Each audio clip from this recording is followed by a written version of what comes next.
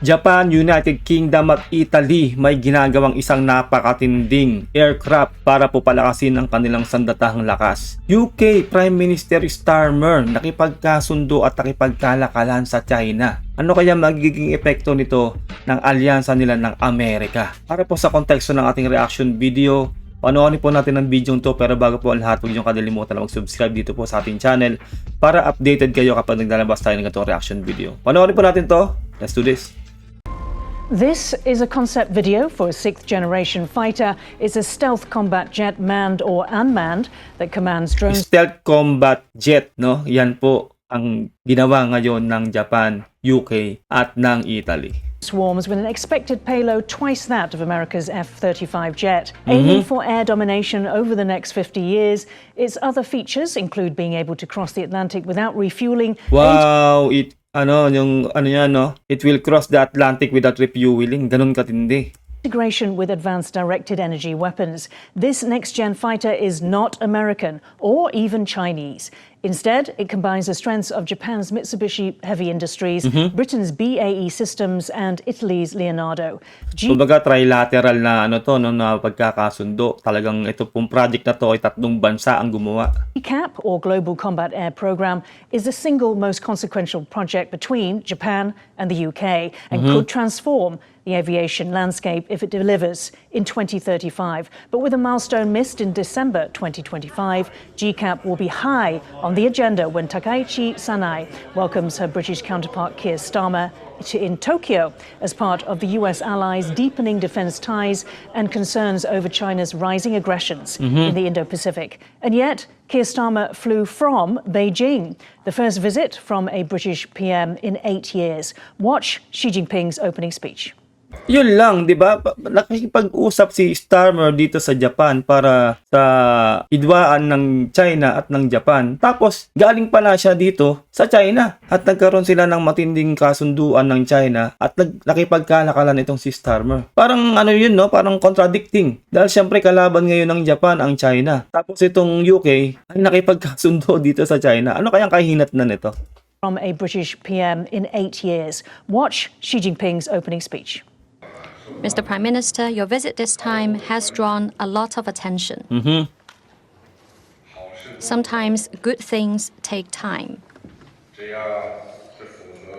As long as it is the right thing that serves the fundamental interests of the country and the people, then as leaders, we should not shy away from difficulties and we should press ahead with fortitude. In China, we say, one should range far your eye over long vistas. Alam po natin na meron po ngayon din na hindi pagkakasundo ang UK at ang Amerika dahil nga po rin sa pagpataw ng napakatinding taas ng taripa ni Donald Trump dito po sa UK. Kaya po siguro ngayon ay nakikipagkalakalan na ngayon ang UK dito po sa kalaban din ng Amerika na China. Actually, kalaban din ng UK itong China dati. Pero ngayon po nakikita po natin na nagkikipagkasundo na po itong UK sa larangan ng kalakalan. Nakikipagkasundo itong UK dito po ngayon sa China. Dahil nga siguro wala silang choice dahil mataas ang taripa na ipinataw ni Donald Trump sa UK. Pero sa tingin nyo, good move ba to ng UK? Itong ginawa po nila na pakikipagkalakalan sa China o talaga pong masasabi po nating bad move? As long as we take a broad perspective, rise above differences, and respect each other, then we will prove ourselves able to stand the test of history. Engaging with each other on issues of security and prosperity and building mutual trust is good for both China and for the United Kingdom. Itong sa akin ito lang opinion ko lang po ito. Alam naman po natin na nagawa na rin natin ng reaction video ito nakaraan lang na tayo po ang Pilipinas ay nasumbatan na, no? Nanumbat po ang China sa naitulong daw nila sa atin lalo na po nung pandemic. Di ba po? Na talaga pong kanila naman po galing yung COVID pero sinusumbatan po tayo sa lahat-lahat na po, no? Sa tinulong sa atin ng COVID, yung mga pagtatayo din ng mga infrastruktura po natin lalo po nung panahon po ni Pangulong Duterte. Kaya po ngayon para sa akin, no, opinion ko lang, para sa akin po maaring hindi po ito magiging good move ng UK. Dahil kung tayo nga po ay nasumbatan ng China, maaaring sila ay masusumbatan din ng China, itong UK. At alam po natin na Hindi naman sa pag-ano, no, alam natin na lahat po ng nanggagaling po na kalakal galing po ng China ay madali pong masira. Ang kahinatnan po niyan ay para po yung naging business deal po din ng Canada. Di ba, nagkaroon po sila ng business deal din ng China. Susuplayan din sila ng mga EV, yung mga kotse na galing po ng China. At nagawa na rin natin po ng reaction video yun, kahit po ang kanilang kaalyadong bansa na Russia ay nagrereklamo dahil po yung mga EV na nabili po ng mga Russian na galing po ng China ay nasisira. Tumitirik. Ganun po yun. Mismong kaalyado na po yun ng China nagrereklamo. Kaya baka ganun din po ang kasapitin nitong UK kapag totally ay nakipagkalakalan talaga sila dito po sa China. At baka imposibleng hindi rin silang sumbatan nitong China in the near future. Kaya nga po sinasabi rin ni President Trump na delikado po ang ginagawa na to ng UK na nakikipagkalakalan sila sa China. Na pwedeng kapag talaga nagkaroon sila ng matinding utang na loob dito sa China ay balang araw singilin sila nito ng napakatindi. Talagang ang UK ang lumapit dito sa China para makipagkalakalan. Ayun lang po ay opinion ko lang, no? So, with the January 31st visit requested by the UK side, what will each side seek from the summit? And what role can Takaichi, who has been targeted by Beijing, play as Western G7 members like the UK, Canada and France? Tama, di ba? Nakita niyo naman, member sila ng G7, ang Japan at ang UK. Tapos itong UK ay nakikipagkasundo o nakikipagkalakalan dito sa mortal enemy ngayon ng Japan. Kaya para sa akin, no, parang sala sa init, sala sa lamig dito ang UK. Nakipag-usap si Starmer dito sa kay Prime Minister Takaichi, di ba? Dito po sa Japan para po pag-usapan ng hidwaan ng China at ng Japan. At para palakasin nga raw ang depensa o ang militar ng Japan laban po sa China. Tapos nakikipagkasundo siya, nakikipagkalakalan siya. Itong si UK Prime Minister Starmer dito sa China. At ang kapalit daw po no, na yun nga, kalakal at no visa, pagtanggal ng visa sa mga mamamayan ng UK papunta ng China. Yun po yun. Kaya para sa akin po, hindi ko po makita yung logic ng ginagawa na po nito ng Prime Minister ng UK. In Beijing, the BBC said Xi Jinping benefited from the prestige of showing images of a key US ally touring the Forbidden City and talking business with key PRC officials. The BBC said China would use Starmer's trip for optics, since it believes the UK is too close to the US and simply follows Washington when it comes to foreign policy. Ito po yan para sa akin, no, naku po, makukuha na po ng napakatinding impormasyon at lahat na po itong UK ng China. No, at yung mga masasabi po natin technology na galing ng UK at makokopya na po yun ng China. Alam niyo na po ang China, mahilig po yan mangopya. At balang araw nga po, yung sinasabi ko sa inyo, maaaring masumbatan sila ng China dito sa ginagawa po nilang pagkakipagkasundo na to dahil po mismo ang UK po ang lumapit dito sa China. Utang na loob po yan. Kaya nga po, pinagsasabihan nga po ni President Trump talaga na delikado po ang pakikipag-deal na yan ng UK dito po sa China kasi tuso po talaga itong gobyerno ng China.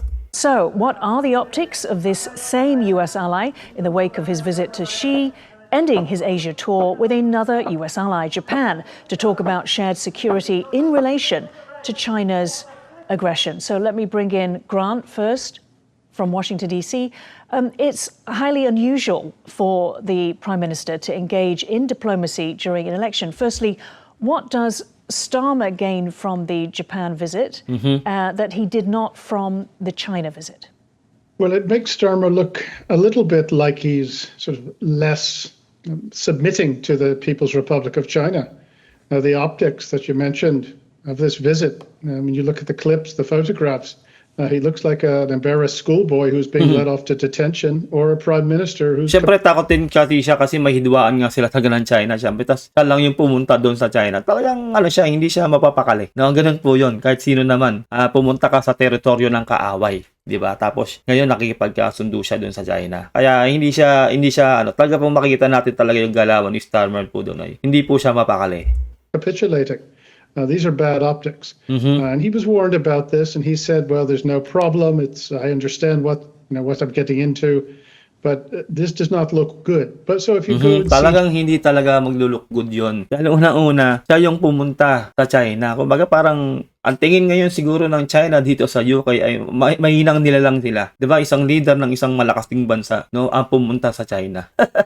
Yun po talaga yun eh. Yung para sa akin din eh. Kaya ngayon, talagang itong si President Trump, para sa akin, may punto rin talaga siya. Ang isa lang hindi magandang punto dito kay Donald Trump, yung opinion ko po to ha, na kapag po talaga hindi niya nakasundo ang kanyang mga kaalyado at hindi niya nakuha yung gusto niyang mangyari, ay pinapatawan niya ng napakataas na taripa. Yun lang po talaga yung hindi po sigurong magandang ginagawa ni President Trump. Parang yun yung nagiging paraan niya para mapasunod ang kanyang mga kaalyado. Yung pagpataw ng matinding mataas na taripa. Siyempre nga naman, may mga sari-sariling kalakalan o kailangan mabuhay din ng mga bansa-bansa na yan tulad po ng Canada at ng UK. Kaya ngayon siguro nakikipagkasundo sila dito sa China. Kumbaga no choice sila kasi nga ito pong Amerika ay sa taripa pa lang ay ganun nakataas ang ipinapataw sa kanila. Kaya no choice sila na talagang makipagkalakalan sa kaaway dito po sa China. Kaso nga lang magiging backfire po nun ay talagang magkakaroon sila ng napakatinding utang na loob sa China. Alam niyo naman po, tayo nga 'di ba nasumbatan ng China, hindi po imposibleng masumbatan din po itong Canada at itong UK. Ayun lang po no, sana naintindihan nyo ang konteksto ng ating reaction video kung anong nangyayari dito ngayon sa UK dahil para sa akin nalalabuan nga po rin talaga ako sa ginawa dito ni Prime Minister Starmer na talagang nakikipag-usap siya dito po sa Japan para